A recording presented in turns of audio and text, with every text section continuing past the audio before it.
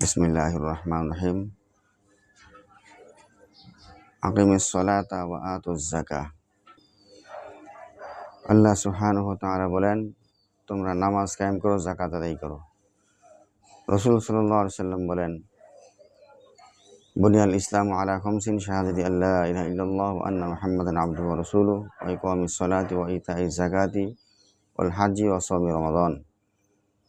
ইসলামের স্তম্ভ পাঁচটি।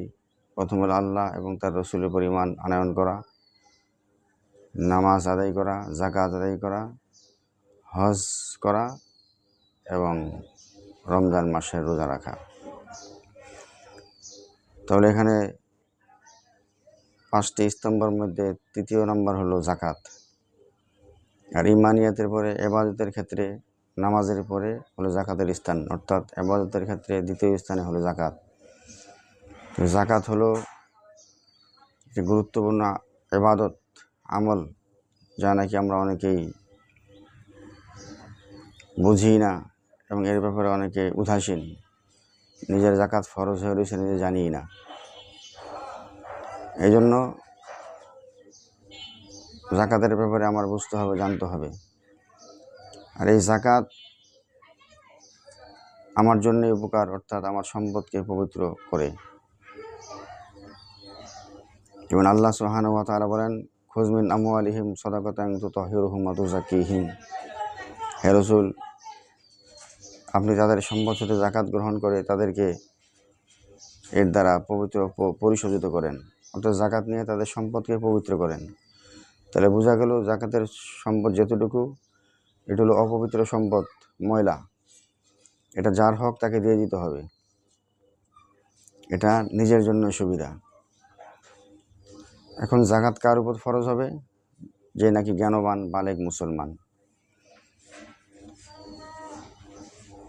প্রয়োজনের অতিরিক্ত সম্পদের মালিক হওয়া এবং সেই মাল বর্ধনশীল হওয়া এবং নেশাব পরিমাণ হওয়া এবং সেই মাল 1 বৎসর কালীন নিজের নিকটে পূর্ণ মালিকানায় থাকা এবং ঋণ মুক্ত হওয়া। অর্থাৎ আপনি নেশাবের মালিক হয়েছেন কিন্তু ঋণ আছেন, এখন তার ঋণ পরিশোধ করলে আপনি নেশাবের মালিকও হন না, তাহলে এই অবস্থায় যাকাত ফরজ না। এখন আসেন এই যাকাতের ব্যাপারে প্রচুর আলোচনা হওয়া উচিত, যাতে করে মানুষ এর প্রতি উদ্বুদ্ধ হয়। আজকে মানুষ যাকাতের ব্যাপারে উদাসীন। অনেক আছে নিজের উপর যাকাত ফরজ, সে তো বোঝেই না, বরঞ্চ সে আরও মানুষের চেয়ে যাকাত খেয়ে বেড়ায়। আল্লাহ আমাদেরকে হেফাজত করেন। যার উপর যাকাত ফরজ সে যদি যাকাত না দেয়, এই ব্যাপারে রাসূল সাল্লাল্লাহু আলাইহি ওয়াসাল্লাম বলেন, মান আতাহুল্লাহু মালান ওয়া লাম ইউআদ্দি যাকাতাহু মুসিরা লাহু মালাহু ইয়াওমাল কিয়ামাতি শুজাআন আকরা লাহু যাবিবাতান ইতাওয়াকুহু ইয়াওমাল কিয়ামাতি সুম্মা ইয়াখুযু বিহিজমাতাইহি ইয়াকুলু আনা মালুক আনা কানজুক।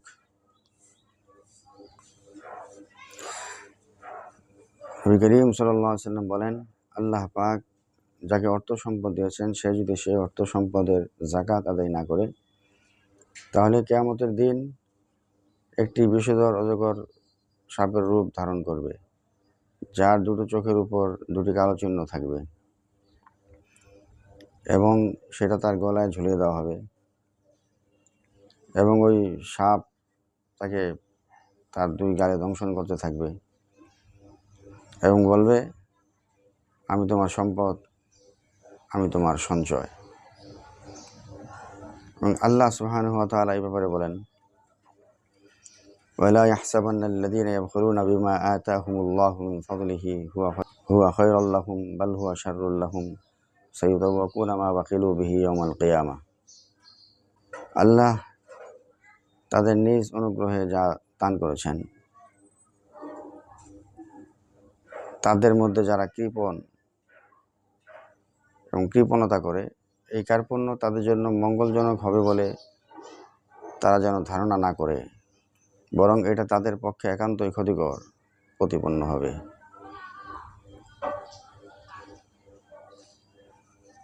তাহলে জাকাত না দিলে আমার জন্য কি কি ক্ষতি রয়েছে আল্লাহ এবং আল্লাহ রসুল এই ব্যাপারে বলে দিলেন। এখন আসেন, যদি আমি জাকাত পরিপূর্ণভাবে আদায় করি তাহলে এর মধ্যে লাভ কি রয়েছে। আল্লাহ সুবহানাহু ওয়া তাআলা বলেন, মাসালুল্লাযীনা ইউনফিকুনা আমওয়ালাহুম ফী সাবীলিল্লাহি কামাসালি হাববাতিন আম্বাতাত সাবআ সানাবিলা ফী কুল্লি সুনবুলাতিন মিআতু হাব্বাহ ওয়াল্লাহু ইউযায়িফু লিমান ইয়াশা ওয়াল্লাহু ওয়াসিউন আলীম। আল্লাহ সুবহানাহু ওয়া তাআলা বলেন যে নাকি সেও ধন সম্পদ আল্লাহ রাস্তায় দান করলো, তার উদাহরণ একটি বীজের মতো, যা থেকে 60টি করে শীষ বের হয় এবং প্রতি শীষে 100 করে দানা বের হয়।